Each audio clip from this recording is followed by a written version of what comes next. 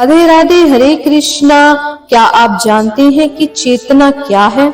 आइए श्रवण पूरा कीजिएगा अगर जानना चाहते हैं।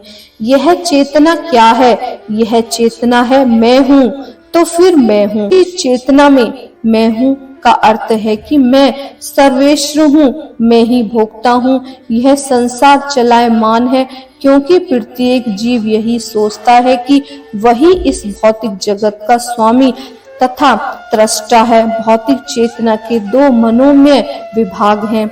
एक के अनुसार मैं ही श्रेष्ठ हूँ और दूसरे के अनुसार मैं ही भोक्ता हूँ। लेकिन वास्तव में परमेश्वर सृष्टा तथा भोक्ता दोनों हैं और परमेश्वर का अंश होने के कारण जीव ने तो त्रष्टा है और न ही भोक्ता।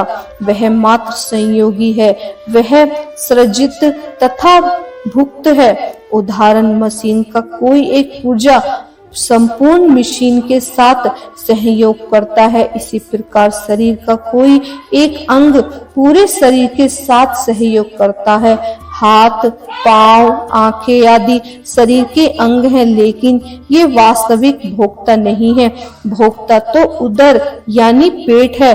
पांव चलते हैं, हाथ भोजन देते हैं, दांत चबाते हैं और शरीर के सारे अंग उदर को तुष्ट करने में लगे रहते हैं, क्योंकि उदर ही प्रधान कारक है जो शरीर रूपी संगठन का पोषण करता है। अतएव सारी वस्तुएं उदर को ही जाती हैं। जिस प्रकार जड़ को सींच कर वृक्ष का पोषण किया जाता है, उसी तरह उदर का भ्रमण करके शरीर का पोषण किया जाता है। क्योंकि यदि शरीर को स्वस्थ रखना है तो शरीर के सारे अंगों को उदयपूरित में सहयोग देना होगा। इसी प्रकार परमेश्वर को भोक्ता तथा त्रष्टा है और हम उनके अधीनस्थ जीवात्माएं। उन्हें प्रसन्न रखने के निमित्त सहयोग करने के लिए इस सहयोग से हमें लाभ पहुंचता है। ठीक वैसे ही जैसे उदर द्वारा ग्रहित भोजन से शरीर के सारे अंगों को लाभ पहुंचता है। यदि हाथ की उंगलियां यह सोचे कि वे उदर को भोजन न देकर स्वयं ग्रहण कर लें, तो उन्हें निराश होना पड़ेगा।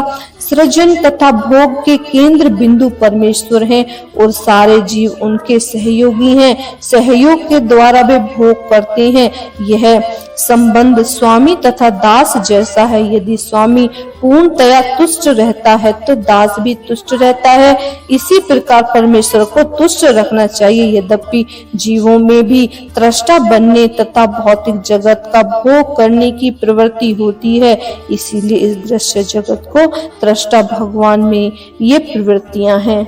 अतएव भगवत गीता में हम पाएंगे कि परम पूर्ण में परम नित्य नियंत्रित जीव दृश्य जगत शाश्वत काल तथा कर्म सन्निहित है और इन सब की व्याख्या इसके मूल पाठ में की गई है। ये सब मिलकर परम पूर्ण का निर्माण करते हैं और यही परम पूर्ण परम सत्य कहलाता है। यही परम पूर्ण तथा परम सत्य पूर्ण पुरुषोत्तम भगवान श्री कृष्ण हैं। सारी अभिव्यक्तियां उनकी विभिन्न शक्तियों के फल स्वरूप है। वे ही परम पूर्ण है।